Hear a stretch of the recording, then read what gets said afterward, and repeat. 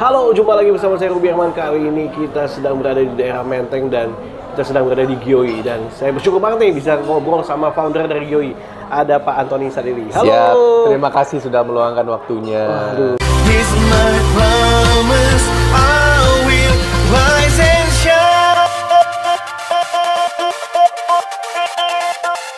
Hai teman-teman, selamat datang di YouTube channel Ruby Herman. Sebelum kita nonton, jangan lupa untuk subscribe ya, karena subscribe itu gratis. Yuk kita nonton sama-sama.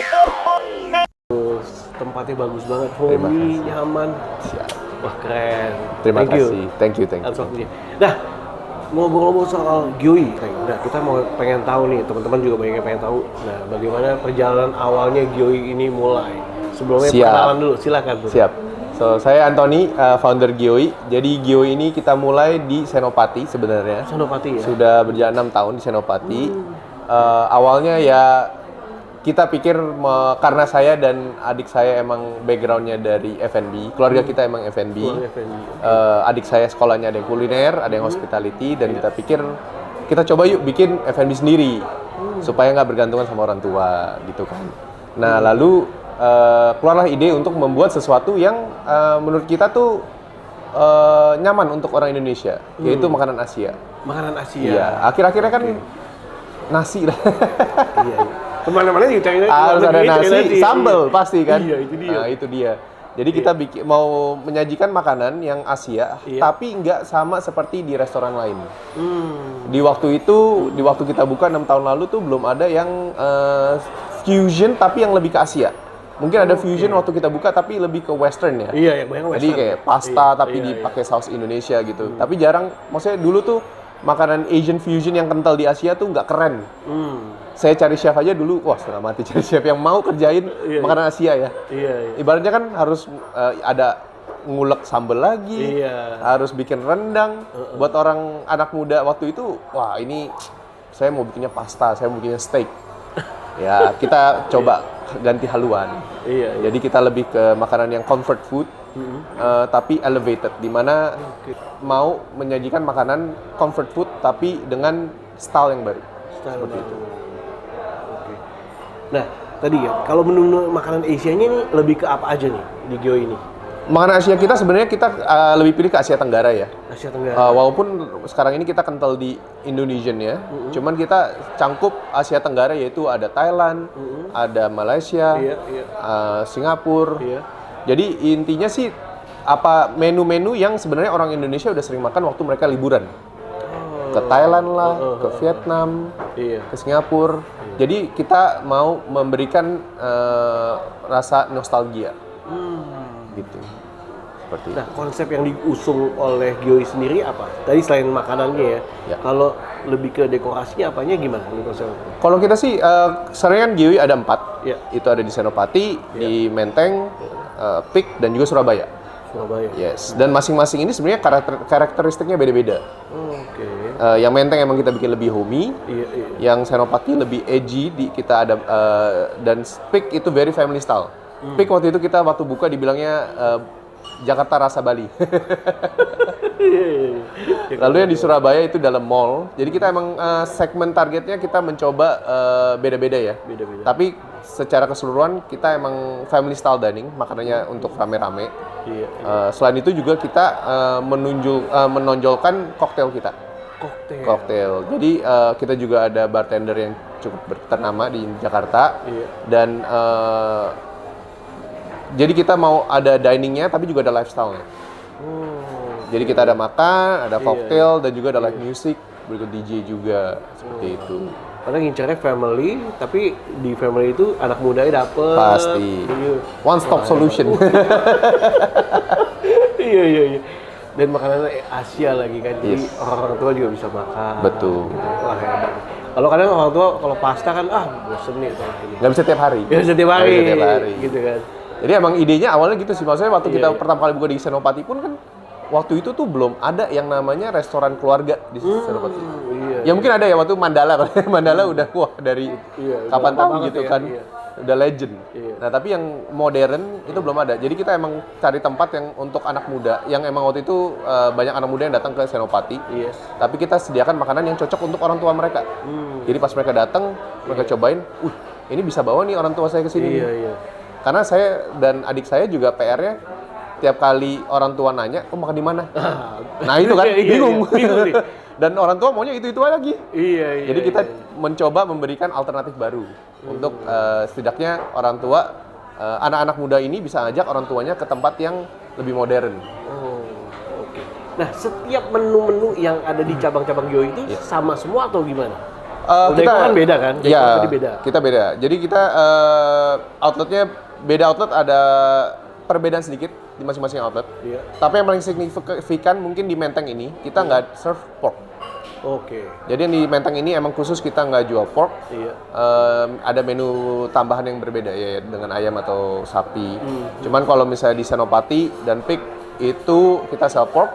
Dan di Peak kita ada tambahan menu-menu yang di outlet lain juga nggak ada. Seperti itu. Seperti kita ada paella. Paella kan masakan Spanish. Tapi kita jadikan Asia.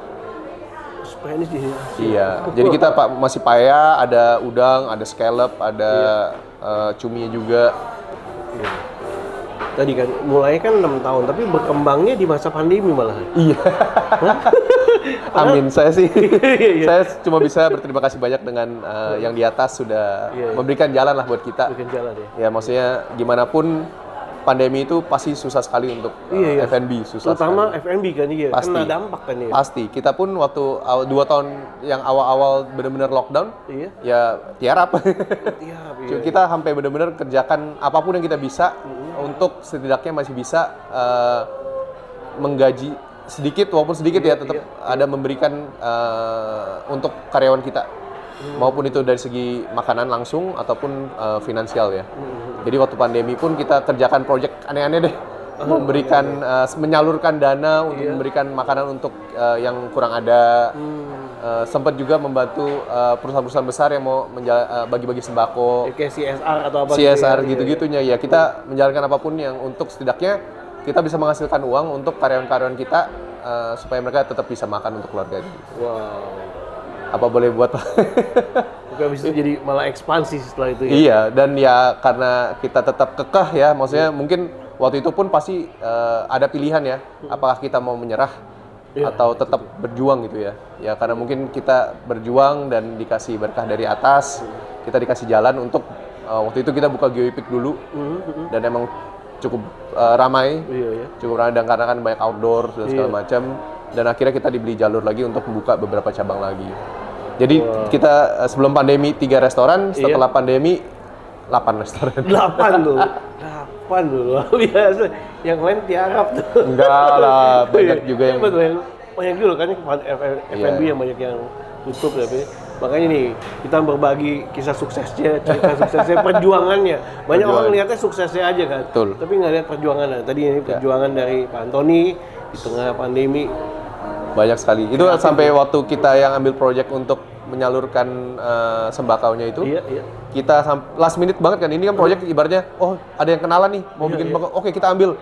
Belum ada gudang, belum ada apa, nggak apa-apa. Sewa gudang, gudangnya nggak ada lampu.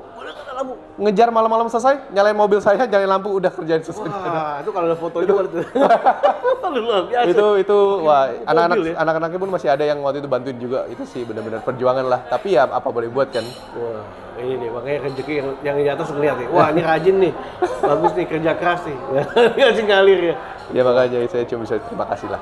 Iya, luar biasa. Nah, berarti kan experience yang didapat nih di setiap Gyoi kan beda-beda kan.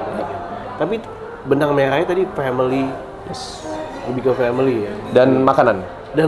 Kita selalu memastikan kualitas makanan kita tuh harus baik. Karena at the end of the day, brand maupun ambience itu semua bisa dibuat. Iya. Kualitas makanan menurut saya itu yang paling penting ya. Karena at the end of the day, kualitas makanan dan kualitas service. Itu kenapa orang bisa balik lagi ke restoran menurut saya. Ngangenin gitu ya. Ngangenin. Produk dan servis lah. Produk dan servis. Wah, luar biasa. Nah, oke, kedepannya nih apa yang akan dibuat nih dari founder sendiri dari Gyoi? Apa nih rencana kedepannya? Kita sih tahun depan sudah ada beberapa cabang lagi yang kita lagi mau buka. Kita sedang mau, sekarang ini kita belum ada di Tangerang. Tahun depan kita akan ada di Tangerang. Dan juga kalau semua lancar dan diberkati, kita juga akan buka di Bali. Wih, di Bali. Jadi kan Jakarta rasa Bali. Yes. Ini Bali rasa Jakarta. Betul. Nanti yang di Bali, tapi kita juga akan ada beda nih, kayak misalnya di Tangerang. Kita akan bikin GIOI Residence. Karena itu kan di daerah perumahan dan juga di bawah apartemen. Kita bikin menunya mungkin ada berbeda. Jadi kita bikin GIOI Residence. Di Bali kita akan bikin GIOI Ocean Gourmet. Wih, Jadi itu lebih ke seafood. lebih ke seafood juga. Ya, jadi kita bikin GIOI ini menjadi brand yang bisa dipercaya oleh masyarakat dan konsumen. Memberikan menu yang berbeda-beda dengan turunan yang berbeda. GIOI Residence, GIOI Ocean Gourmet. Yang mulai sebenarnya di GIOI Peak, kita sebenarnya GIOI by the Farm. Jadi di GIOI Peak itu kita restoran, depannya itu ada kebun yang untuk nanam rempah-rempahnya. Jadi waktu itu kita masih, waktu pas lagi rame-rame kita, pas lagi habis metik kemangi depan. Kreatif nih. Hebat ya. Bisa jadi education juga tuh ya. Iya, bisa jadi education sebenarnya ya. Cocok tanam ya. Cocok tanam ya. Iya, wow. Tadi ya, ada konsep-konsep dan tadi yang residence itu di lokasi Tangerang, GIOI Residence Tangerang. Yes, GIOI Residence Tangerang. Tapi tetap ya, semuanya family segmen itunya ya. Segmennya tetap ke family karena menurut saya, ya karena saya juga dibesarkan di keluarga F&B yang emang makanannya juga ke arah keluarga. Dan menurut saya makanan Asia tuh emang kekeluargaan banget, kan selalu tuh makan tengah, rame-rame. Jadi menurut saya sih, saya lebih condong ke sana. Itu waktu berkualitas itu bersama keluarga ya tadi ya. Yes. Iya benar sih, kadang bingung ya kalau kumpul keluarga makan di mana ya. Ternyata pilihannya nih di GIOI. Silakan di mana aja, nanti di Bali akan ada, Tangerang akan ada, dan juga di tempat-tempat mana lagi selain kota-kota mana lagi nih? Kita selain GIOI sebenarnya kita udah juga menjalur ke cabang brand yang beda-beda. Jadi kita ada Bracy itu di Peak di tengah-tengah golf course. Oke. Lalu ada Thalassa yang itu juga. di kapal. Kapal beneran tuh ya di Kapal. situ ya? Tapi nggak jalan kapalnya. Nggak sih. jalan ya di situ ya. Lalu ada Livingstone, kita bawa cafe dari Bali ke Jakarta. Terus juga ada Pen. Pen itu lebih all day dining, lebih ke western kalau yang ini. Kita coba ke jalur ke western, itu di Walter, di Senopati juga sih. Wah, nanti kita akan review satu-satu ya. Nanti Siap. kita akan keliling nih. Wah, luar biasa ini. Biar ada experience yang beda. Experience beda. Pasti kisahnya beda-beda juga kan? Beda. Maksudnya konsepnya, makanan yang ini, experience-nya juga pasti beda. Keluh kesahnya juga beda. Wah, tapi saya salut ya sama Pak Antoni ini, luar biasa. Jadi fokus sama F&B-nya dan lihat peluang-peluang apa dan lihat sama kebutuhan dan dijadikan. Yes, betul. Wah, mantap. Nah, Pak Antoni, Ya. pastinya di tengah persaingan yang luar biasa ini di Indonesia, bisnis juga. Nah, apa yang menjadi core value atau rahasia suksesnya GIOI Group ini? Core value kita sih pasti dari SDM-nya sendiri ya. SDM ya? Dari SDM-nya sendiri kita selalu ada moto itu HITS. HITS itu honesty, integrity, teamwork, dan solidarity.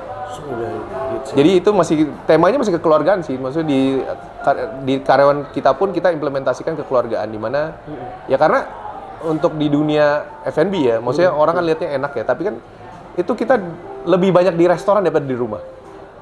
Lebih banyak ketemu. Lebih banyak keliling di restoran. Betul. Ya. Ya istri saya sampai udah marah-marah kan. Udah jadi kayak rumah nih. Iya. Jadi emang saya selalu bilang restoran kalau udah kerja restoran tuh restoran udah jadi rumah kalian. Dan kanan ya kolega-kolega kalian tuh udah seperti kakak adik kalian gitu. Jadi emang temanya emang harus ada kekompakan lah. Karena perjuangannya itu nggak gampang untuk F&B. Dan untuk moto kita ke depannya itu kita nggak mau kompromi. Tidak ada kompromi untuk service dan produk. Karena biasa kan kalau lagi rame, oh ya udah biar cepet microwave. Kalau biar cepet, ya udah deh ini mungkin nggak perfect tapi kita keluarin aja deh. Nah itu yang paling. Apalagi kadang-kadang juga restoran lagi sepi, nggak ada yang jaga.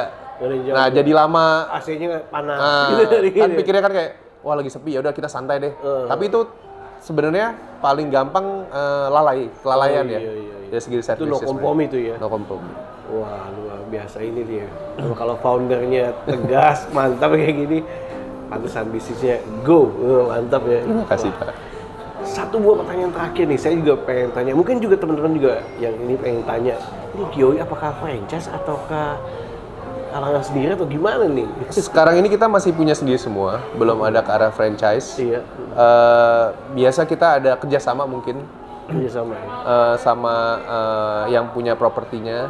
Oh, oke. Yes. Iya. Dan juga kita sebenarnya sekarang ini juga bisa jalanin consultancy. Jadi kita bisa jadi sebagai operator, bisa jadi sebagai konsultan, Iya. bisa juga ya kita bikin restorannya sendiri gitu loh. Wow. Jadi berkembang macam-macam. lagi nih. Hebat nih. Saya banyak nih saya yang punya properti, mau punya Iya. restoran, Bisa tuh ya? tapi bingung, waduh nggak bisa nih running restoran, kita bisa bantu. Atau mungkin ada yang punya properti, mungkin udah pernah kerja di hotel, bisa nih di depan front of house ya, jaga customer, interaksi dengan customer. Cuman untuk makanan menu pusing, kita bisa bantu juga. Wah, hebat nih Pak Antoni. Jadi selain mengembangin bisnis sendiri, tapi mau juga membantu. Kita membantu, kita di properti orang kan mungkin bingung diapain, mau ada bisnis F&B, Yap. bisa juga jadi konsultan. Bisa. Ini nih, makanya bisnisnya makin grow. Linknya jadi makin nambah terus ya. Ya, selagi masih muda masih bisa. Wah, tapi jarang loh saya ketemu anak muda yang rendah hati, baik, suka membantu ya. Siap. Wah, sekali lagi Pak Antoni, thank you so much ya. Terima kasih banyak Pak, terima kasih banyak waktunya. Sukses buat Gyoii dan Terima kasih. grupnya. Wah, teman-teman itu tuh kita bisa belajar banyak dari Pak Antoni, di mana menemukan peluang-peluang di tengah kesulitan. Apalagi tadi di pandemi, pilihan waktu itu bisa stop, bisa aja stop gitu. Kalau nggak, kalau waktu itu mungkin stop nggak ada tuh. Sudah nggak ada yang bener-bener nggak ada. Nggak ada tuh gini-gini. Nggak ada. Jadi mungkin teman-teman lagi dilema, bisnisnya lagi mengalami kesulitan. Nah, mungkin bisa belajar dari seperti ini, cari terobosan apa, ya kan? Seperti Pak Antoni lakukan. Sekali lagi thank you, sukses Terima buat kasih Gyoii. banyak Pak. Teman-teman, terima kasih telah menyaksikan program Rahasia Investasi Sukses. Jangan lupa untuk subscribe, like, dan share video ini. Semoga bermanfaat. Jangan lupa untuk tonton terus video-video selanjutnya. Saya Ruby Herman, bye-bye.